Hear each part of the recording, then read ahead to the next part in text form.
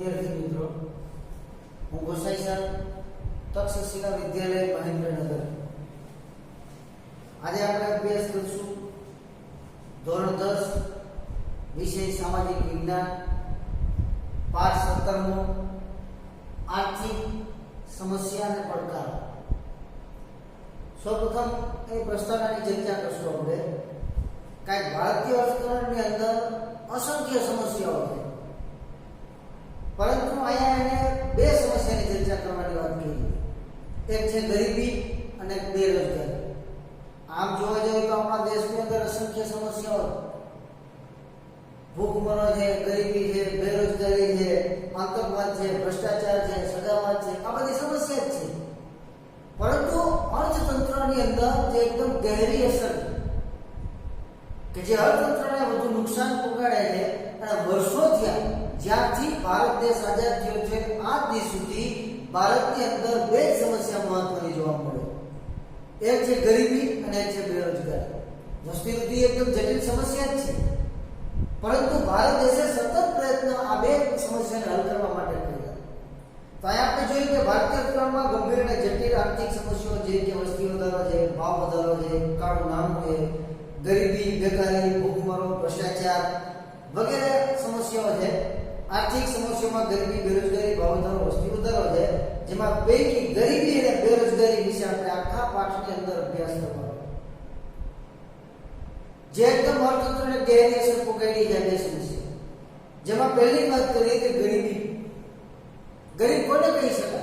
આજે આપણે જોઈએ છીએ અર્થતંત્રમાં જેને પૂછીએ કે બધાને તમે ગરીબ છો, ગમે ને પૂછો કોઈ સાવકાર કહેતું જ નથી। ખરેખર અર્થશાસ્ત્રની ભાષાની અંદર, એક સામાજિક વિજ્ઞાનની ભાષાની અંદર ગરીબ કોને ગણવો એની આપણે ચર્ચા કરવાની છે કે સમાજનો મોટો વર્ગ તેમના જીવનની મૂળભૂત અને પાયાની જરૂરિયાત જેવી કે અન્ન, વસ્ત્ર, રહેઠાણ, શિક્ષણ અને આરોગ્યની સેવાનો ન્યૂનતમ માત્રામાં પણ ભોગવવાથી વંચિત રહીને જીવન ગુજારતા હોય ત્યારે સમાજની તેવી સ્થિતિને વ્યાપક કે દારૂ ગરીબ તરીકે ઓળખવામાં આવે। એવી સ્થિતિમાં સમાજ રહેતી વ્યક્તિને ગરીબ ગણવામાં આવે। હવે સામાન્ય અર્થમાં વ્યાખ્યા આપી ગરીબી, ગરીબ કોને ગણવું? તો આપણે જોઈએ કે જે વ્યક્તિની પાયાની જરૂરિયાત છે અને એ જરૂરિયાત ન્યૂનતમ પણ સંતોષી શકતો ન હોય। પાયાની જરૂરિયાત મુખ્ય ચાર બતાવી: રોટી, કપડા, મકાન અને આરોગ્ય। પણ હાલની પરિસ્થિતિમાં શિક્ષણનો પણ સમાવેશ કર્યો, એટલે પાંચ જરૂરિયાત થઈ મહત્વની: રોટી, કપડા, મકાન, શિક્ષણ અને આરોગ્ય। આ પાંચ ચીજ વસ્તુઓથી જે વ્યક્તિ કે જે કુટુંબ વંચિત રહે છે આ વ્યક્તિને ખરેખર સમાજશાસ્ત્રની ભાષાની અંદર, ઇકોનોમિકની ભાષાની અંદર ગરીબ ગણવામાં આવે। બાકી કોઈ કહેતું હોય કે ગરીબ થયો, કોઈ ગરીબ ન કહી શકે। જ્યારે પાયાની ચીજ વસ્તુઓ છે એનાથી જે વ્યક્તિ વંચિત રહે છે એને ગરીબ ગણવામાં આવે। હવે ગરીબીના આપણે જોઈએ કે ગરીબીની નીચે જીવતા કેટલાક લોકો કે જેને આપણે જોઈએ કે બીપીએલ રેશન કાર્ડ ધરાવે। બીપીએલ રેશન કાર્ડ કોને મળે? કે જે વ્યક્તિ ગરીબ છે ને તેને મળે। એના કેટલાક નામક સીમા પણ આપેલા। એમાં પાયાની જરૂરિયાતનો પહેલા સમાવેશ કર્યો કે રોટી, કપડા અને મકાન। આ ત્રણ વસ્તુથી જે વ્યક્તિ વંચિત છે એ ખરેખર ગરીબ છે અને એને જ બીપીએલ રેશન કાર્ડ આપવામાં આવે। તો આપણે જોઈએ ગરીબી રેખાની જે જીવતા કેટલાક જે લોકો છે, ગરીબી એ ગુણાત્મક ખ્યાલ છે। ભારતમાં ગરીબી વ્યક્તિના જીવનના લઘુત્તમ સ્તર તરીકે જોવા મળે। ગરીબી રેખાની જે જીવતા લોકોના સામાન્ય લક્ષણો નીચે મુજબ જોવા મળ્યા કે જે વ્યક્તિ ખરેખર ગરીબી છે, જે ગરીબી રેખા નીચે આવે છે એના કેટલાક લક્ષણો આપણે આપ્યા છે। પહેલું લક્ષણ છે કે જે વ્યક્તિ 2 ટકનું પૂરતું ભોજન પ્રાપ્ત કરી શકતો હોય કે જે માણસને આખા દિવસ દરમિયાન 2 ટક જો પેટ ભરીને ભોજન જો મળતું ન હોય તો આ વ્યક્તિ ખરેખર ગરીબ ગણવામાં આવે છે। બીજું, રહેવા માટે પૂરતી માત્રામાં મોકળાશ જગ્યા પ્રાપ્ત થતી ન હોય, ના છૂટકે ગંદા વસવાટ કે શ્રમ વિસ્તારમાં વસવાટ કરતો હોય, તેની આવક નિર્ધારિત અપેક્ષિત આવકથી પણ ઓછી હોય કે ભાઈ રહેવા માટે યોગ્ય મકાન ન હોય, ગંદા વિસ્તારની અંદર વસવાટ કરતા હોય, જે સરકારે આવક નક્કી કરેલી સરેરાશ માથાની આવક એ આવક પણ એ વ્યક્તિ પ્રાપ્ત કરી શકતો ન હોય, તેનું આયુષ્ય રાષ્ટ્રીય સરેરાશ આયુષ્યથી પણ ઓછું હોય, જેઓ મોટે ભાગે નિરક્ષર હોય, જેઓ સતત પોષણક્ષમ આહારના અભાવે નાના મોટા રોગોથી પીડાતા હોય, જેમના બાળકોને કુટુંબની આવકમાં વધારો કરવાની ફરજ ભણવાની ઉપર મજૂરી કે કામ ધંધે જવા મજબૂર થવું પડતું હોય, કે ઘણી વાર કહીને કે આયુષ્ય સરેરાશ કરતા નીચું હોય, અનેક રોગોના ભોગ બનતા હોય, એ મુદ્દાને મહત્વની અંદર આપ્યો છે કે કેટલાક કુટુંબો એવા છે કે જેના બાળક શિક્ષણથી વંચિત રહે. શું કામ? તો કે કુટુંબ જે ગરીબી. તો આવા બાળકોએ મજબૂરીના કારણે જે ઉંમરે ભણવાની છે એ ઉંમરે એ બાળકે પોતાના કુટુંબની આવક વધારવા માટે કામે જવું પડતું, રોજગારી ધંધામાં જવું પડતું. તો આવી વ્યક્તિ જે છે, આવું જે કુટુંબ છે એ ખરેખર ગરીબી રેખા નીચે જીવન જીવે છે. જેમના બાળકનું કુપોષણના લીધે બાળ મૃત્યુનું પ્રમાણ ઊંચું રહેતું હોય, કુપોષણ, પૂરતા પ્રમાણમાં પ્રોટીન, વિટામિન વાળો ખોરાક પ્રાપ્ત થતો ન હોય, જેના કારણે બાળક રોગના ભોગ બને અને અંતે બાળકનું મૃત્યુ થાય. તો આવા પણ ગરીબી રેખા નીચે જોવા મળે છે. ગરીબી રેખા નીચે જીવતા લોકોનું જીવન ઊંચું લાવવા માટે સરકાર દ્વારા થતા કેટલાક પ્રયાસો કે આજે ગરીબી રેખા નીચે જેટલા કુટુંબો આવે છે, આ કુટુંબોને ગરીબી રેખામાંથી બહાર કાઢવા માટે સરકાર ઘણા બધા પ્રયત્ન કરે છે. જેની અંદર પહેલી વાત કરી છે કે ગ્રામીણ અને શહેરી બંને વિસ્તારમાં ગરીબી રેખા નીચે જીવતા કુટુંબોની આવક ઘણી ઓછી. તેઓ કુટુંબોને અત્યંત કુટુંબ કે ગરીબી રેખા નીચે જીવતા કુટુંબ એટલે કે બીપીએલ કહે. સરકારે આવા કુટુંબોને ઓળખી કાઢીને રેશન કાર્ડના આધારે જાહેર વિતરણ વ્યવસ્થા શરૂ કરી. હવે એમ કહે છે કે ગ્રામીણ હોય કે શહેરી હોય, બે વિસ્તારની અંદર જે ગરીબ કુટુંબ છે આવાનો સર્વે કરી અને સરકારે એને પાસ આપવામાં આવ્યા, જે રેશન કાર્ડ આપણે બીપીએલ નો પાસ કહીએ છીએ તે. અને આ પાસના આધારે ઈ વ્યક્તિની જે પાયાની જરૂરિયાત છે, ઈ જરૂરિયાત જે સસ્તા અનાજની દુકાનો છે, આ દુકાનોમાંથી એકદમ રાહતના દરે એટલે કે નિર્ધક ઓછી આવક ધરાવતા હોય એવી વ્યક્તિઓની વાત છે કે જે ગરીબ છે એ રેશન કાર્ડ બીપીએલ નું ધારક ધરાવે છે. ઈ વ્યક્તિઓ જાહેર વિતરણ વ્યવસ્થાની દુકાને જઈ એકદમ સસ્તા દરે આ વ્યક્તિઓને પ્રાથમિક જરૂરિયાતની ચીજ વસ્તુ આપવામાં આવતી હોય છે. આ દુકાનો વાજબી ભાવની દુકાન તરીકે પણ ઓળખવામાં આવે છે. આવા કુટુંબોને પ્રતિ માસ આવશ્યક ચીજ વસ્તુઓ જેવી કે અનાજ છે, ખાંડ છે, તેલ છે, મીઠું છે, કેરોસીન છે વગેરે પૂરી પડી અને આ દ્વારા તેઓનું જીવન ઊંચું લાવવાનો સરકાર દ્વારા પ્રયાસ કરવામાં આવે છે. હવે જે માણસની પાયાની જરૂરિયાત છે, પ્રાથમિક જરૂરિયાત છે, જેના જીવન સાથે સંકળાયેલી છે, આવી ચીજ વસ્તુઓ એકદમ નીચા દરે આ સસ્તા અનાજની દુકાનોમાંથી એને વસ્તુ આપવામાં આવે છે અને ગરીબ બીપીએલ દ્વારા આ વ્યક્તિઓને ગરીબીમાંથી બહાર લાવવા માટેનો આ સરકારનો પ્રયાસ હોય છે. હવે ગરીબીની ખ્યાલ સૌપ્રથમ WHO નિયામક બોર્ડ દ્વારા રજૂ કર્યો હતો. ગરીબી રેખાની ગણતરીમાં કે માપન હવે અનાજ, વસ્ત્ર, રહેઠાણ, શિક્ષણ અને આરોગ્ય, પીવાનું ચોખ્ખું પાણી, વીજળી, સિંચાઈ સુવિધા, વાહન પરિવહન વગેરે પાછળ થતા વપરાશી ખર્ચ અને આવકને ધ્યાનમાં લઈ કેલરીના આધારે જીવનની નિશ્ચિત સપાટી એટલે કે ગરીબી રેખા તરીકે ઓળખવામાં આવે છે. હવે જે ખ્યાલ આપ્યો છે એ હાલની પરિસ્થિતિનો ખ્યાલ WHO છે એના દ્વારા આ એક આખો ખ્યાલ આપવામાં આવ્યો કે ખરેખર ગરીબ કોને કહેવાય. આજ કોઈ વ્યક્તિ ગરીબ સાહેબ ગરીબ છું, આપણે કોઈને પૂછીએ કેમ કે હું સાવકાર નથી, તમે પૂછો તમે ભાઈ ગરીબ છો, સાવકાર તો ગરીબ છે. મહિને લાખ રૂપિયા કમાતા હોય તો ગરીબ માણસને ગરીબ થવું પડે, કોઈને રૂપિયા થવું ગમતું જ નથી.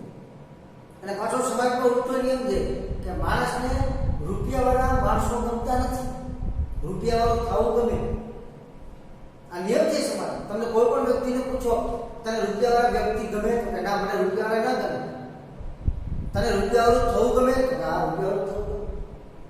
એટલે સમાજમાં કોઈ પણ વ્યક્તિને પૂછવા જાવ કોઈ કહેતી નથી એમ સાવકાર છે, બધા ગરીબ જ કહે. સરકાર કઈ પણ યોજનાનો લાભ બહાર પડે બધા લાઈનમાં ઉભા રહી જાય. શું કામ? તો ગરીબ છે. ઘરે ફોરવીલ ગાડી બંગલા હોય અને બીપીએલ રેશન કાર્ડ ધરાવે.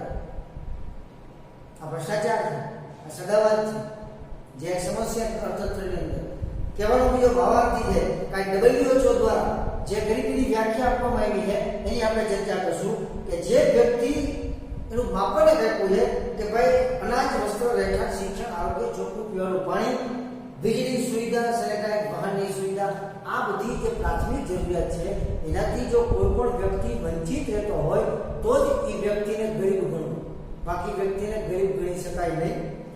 હવે ગરીબીનું માપનની વાત કરે છે કે ભારતમાં ગરીબી રેખા નીચે જીવતી વ્યક્તિઓની સંખ્યા જાણવા માટે બે રીત છે.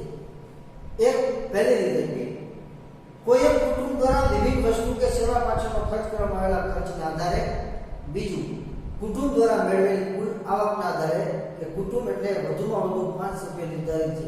હવે ગરીબીનું માપન માટે બે પદ્ધતિ આપી કે અર્થતંત્રની અંદર ગરીબી કેવી રીતે જાણી શકાય, તો બે પદ્ધતિ દ્વારા જાણી શકાય.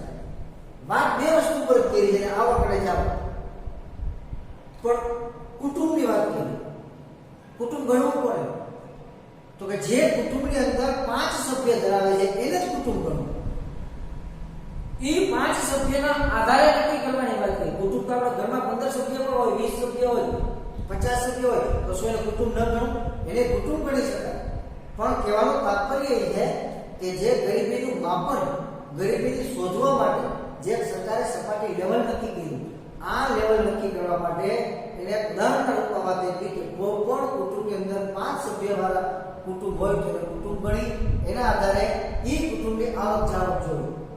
કોઈ પણ એક કુટુંબની આવક કેટલી છે, સામે કુટુંબની જાવક કેટલી. અને પહેલી રીત કીધું કે વિભિન્ન ચીજ વસ્તુઓ પાછળ ખર્ચ કેટલો થાય એ જાવક થાય. બીજી વાત કહી છે ને, કુટુંબ દ્વારા મેળવેલી કુલ આવક, કુટુંબના 5 સભ્યો દ્વારા જે ઇન્કમ આવતી હોય તે આના આધારે નક્કી કરવામાં આવે છે. હવે બીજી વાત કરશું આપણે નિરપેક્ષ ગરીબી અને સાપેક્ષ ગરીબી. આ બે ગરીબીના પ્રકાર છે કે નિરપેક્ષ ગરીબી અને સાપેક્ષ ગરીબી. આ બંને જે છે એ ગરીબીનું માપન છે અને એના પ્રકાર કહી શકાય. જાણવા માટેની પદ્ધતિ છે નિરપેક્ષ ગરીબી, સાપેક્ષ ગરીબી ને એ ગરીબને ગોતવા માટેની પદ્ધતિ. હવે એની અંદર નિરપેક્ષ ને સાપેક્ષ એક વસ્તુની આપણે ચોખવટ કરી લઈએ કે સાપેક્ષ ગરીબી અને નિરપેક્ષ ગરીબી બધા દેશોમાં સમાન પદ્ધતિ ન હોય છે. ઘણા દેશો એવા છે કે જ્યાં નિરપેક્ષ ગરીબી અમલમાં છે, ઘણા દેશો એવા છે જ્યાં સાપેક્ષ ગરીબી અમલમાં. આજે આપણે ભારતની ચર્ચા કરી લઈએ કે ભારતની અંદર તો કે ભારતમાં નિરપેક્ષ ગરીબીનો ખ્યાલ પ્રચલિત છે. જ્યારે અમેરિકા, જર્મની, જાપાન આ વિકસિત દેશ છે, તો વિકસિત દેશની અંદર તો કે સાપેક્ષ ગરીબીનો ખ્યાલ પ્રચલિત છે. નિરપેક્ષ ગરીબીનો ખ્યાલ અને સાપેક્ષ ગરીબીનો ખ્યાલ છે શું એની ચર્ચા આપણે કરી કે સમાજના લોકો અનાજ, કઠોળ, દૂધ, શાકભાજી, કપડાં જેવી પ્રાથમિક જરૂરિયાતો લઘુત્તમ બજાર ભાવે પર પ્રાપ્ત કરી શકતા ન હોય એવી વ્યક્તિને નિરપેક્ષ ગરીબી તરીકે ઓળખવામાં આવે. કે જે વ્યક્તિ સામાન્ય ચીજ વસ્તુની વાત કરી જાય કે ભાઈ અહીંયા આપણે તો જે દૂધ, શાકભાજી, કઠોળ આ માણસની પ્રાથમિક જરૂરિયાત છે, આ ચીજ વસ્તુ જે વ્યક્તિ ખરીદવા સમર્થ ન હોય, સક્ષમ ન હોય, એ ખરીદી શકતા ન હોય, તો આ વ્યક્તિને નિરપેક્ષ ગરીબી તરીકે ઓળખવામાં આવે. જ્યારે સાપેક્ષ ગરીબીમાં તો કે તુલનાત્મક અભ્યાસ થશે. આ કુટુંબની દ્રષ્ટિએ આ કુટુંબ ગરીબ છે. બે કુટુંબ હોય, એક A અને એક B. A ની આવક 10,000 છે, B ની આવક 15,000 છે. આ બેનો આપણે અભ્યાસ કરીએ તો આપણે કહી શકાય કે કુટુંબ A અને કુટુંબ B આ બેનો તુલનાત્મક અભ્યાસ કરી તો કુટુંબ A ની તુલનાએ B કુટુંબ છે એ ગરીબ છે. તુલનાત્મક અભ્યાસ, અહીંયા તુલના કરવાનું થાય. આ વ્યક્તિની તુલનાએ આ વ્યક્તિ ગરીબ, આ વ્યક્તિની તુલનાએ આ વ્યક્તિ ગરીબ. એટલે આ જે ખ્યાલ છે એ કયા દેશની અંદર આલે કે જે દેશ વિકસિત છે, વિકસિત દેશોની અંદર સાપેક્ષ ગરીબીનો ખ્યાલ પ્રચલિત છે. જ્યારે નિરપેક્ષ ગરીબી જે વિકાસશીલ દેશ છે, જેનો હજી સંપૂર્ણપણે વિકાસ થયો નથી, એવા દેશોની અંદર નિરપેક્ષ ગરીબીનો ખ્યાલ પ્રચલિત છે. જોઈએ આપણે કે સાપેક્ષ ગરીબી કે સમાજના જુદી જુદી આવકો ધરાવતા વર્ગોમાં જો કોઈ જૂથ અન્ય કરતા ઓછી આવક મેળવતો હોય તો તે સાપેક્ષ રીતે ગરીબ છે એમ કહી શકાય. કે ભાઈ સમાજની અંદર અલગ અલગ આવક ધરાવતા કુટુંબો એમાં એકની તુલનાએ બીજો વ્યક્તિની તુલના કરવામાં આવે તેના ઉપરથી કહી શકાય કે ભાઈ આ વ્યક્તિ આ કુટુંબની તુલનાએ ગરીબ છે. આ ઉદાહરણ આપે છે કે દાખલા તરીકે 10,000 એક કુટુંબ છે, B કુટુંબને 20,000, C કુટુંબને 30,000, એમ ત્રણ કુટુંબની જુદી જુદી આવક બતાવી છે. હવે એની તુલના કેવી છે કે B વ્યક્તિ સાપેક્ષ A વ્યક્તિની આવક ઓછી હોવાથી A વ્યક્તિ ગરીબ ગણાય. A અને B આ બેની તુલના કરી, A ની આવક 10,000, B ની આવક 20,000, બેની તુલના કરવાથી ગરીબ કોણ? તો A, કારણ કે A ની 10,000, B ની 20,000 છે. આ બેની તુલના કરતા B જે A ની તુલનાએ સાપેક્ષ ગણવામાં આવે છે. ભારતમાં ગરીબી આખી આંકડાકીય માહિતી આપી છે. આંકડાકીય માહિતીનો તમારે ખાલી પરિચય મેળવી લેવાનો છે. પરિચય મેળવી લેવાનો છે. હું તમને સીધો જ છેલ્લા પેરેગ્રાફ ઉપર લઈ જઈશ, કારણ કે ઉપર એક આંકડાકીય માહિતી વર્ષ આપેલી છે. યુએનડીપી 2015 ના રિપોર્ટ મુજબ ભારતમાં 2011-12 ની અંદર કુલ પ્રમાણમાં 80.92% હતા, જેમાં ગ્રામીણ ક્ષેત્રમાં 25.7 અને શહેરમાં 13.7% જોવા મળ્યા હતા. હવે એના આધારે સીધું જ એને છેલ્લા પેરેગ્રાફમાં ધ્યાન આપજો કે ભારત વિપુલ પ્રમાણમાં કુદરતી સંસાધનો અને આધાર અપાર કુદરતી બક્ષી સમૃદ્ધ છે. આ વિપુલ સંસાધનોનો સુયોગ્ય લાભ ઉઠાવવાની ક્ષમતાનો અભાવ, શિક્ષણ, તાલીમ, કૌશલ્યના અભાવે વર્ષના ખામીયુક્ત આયોજનના લીધે આ કુદરતી સંપત્તિના લોકોનો કલ્યાણ સુધારવા માટે યોગ્ય ઉપયોગ કરી શકવાના ન કારણે તેનું અથવા પ્રમાણ ઘટ્યું છે. તેથી ધનિક ભારતમાં ગરીબ વસે છે. અહીંયા છેલ્લી લીટીમાં ભાર આપજો. એને વિધાન આપ્યું છે, જે 2 માર્ક્સનું વિધાન છે કે ધનિક ભારતની અંદર ગરીબો વસવાટ કરે છે. વિધાન સમજાવો. હવે આનો આખો પેરેગ્રાફનો તાત્પર્ય એ છે કે ભારત દેશની અંદર કુદરતી સંસાધનો અસંખ્ય છે, પણ આ સંસાધનોનો ઉપયોગ કેવી રીતે કરવો એનું આપણામાં શિક્ષણના અભાવના કારણે જ્ઞાન નથી. બીજું, જમીનના પેટાળની અંદર કેટલાક સંસાધનો પણ છે, પણ એ સંસાધનોને બહાર કેવી રીતે કાઢવા, એને ઉપયોગી કેવી રીતે બનાવવા, આ ટેકનોલોજીનો અભાવ છે અને જ્ઞાનનો અભાવ છે. એટલા માટે જોવા મળે છે. છેલ્લે ગ્રામીણ ક્ષેત્રે ગરીબો, ગ્રામીણ ક્ષેત્રે વસતા ગરીબોમાં મોટા ભાગે જમીન વિહોણા, ખેત મજૂરો, ગૃહ ઉદ્યોગો, કુટીર ઉદ્યોગો, સીમાંત ખેડૂતો, મજૂરો, જંગલ કે પહાડીમાં રહેતા લોકો, કામચલાઉ કારીગરો, આ બધા ગરીબો. ગામડામાં કેવા પ્રકારના ગરીબો જોવા મળે છે? તો કે મોટે ભાગે જમીન વિહોણા હોય, ખેત મજૂરા હોય, ગૃહ ઉદ્યોગમાં રોકાયેલા હોય, કુટીર ઉદ્યોગમાં રોકાયેલા હોય, આ બધામાં જે રોકાયેલા વ્યક્તિ જોવા મળે છે ગામડામાં છે.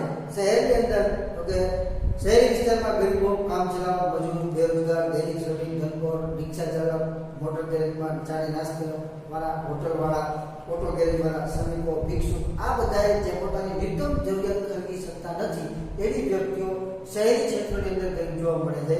હવે ગરીબી ઉદ્ભવના કારણો છે એ આપણે નેક્સ્ટ લેક્ચરની અંદર અભ્યાસ કરશું.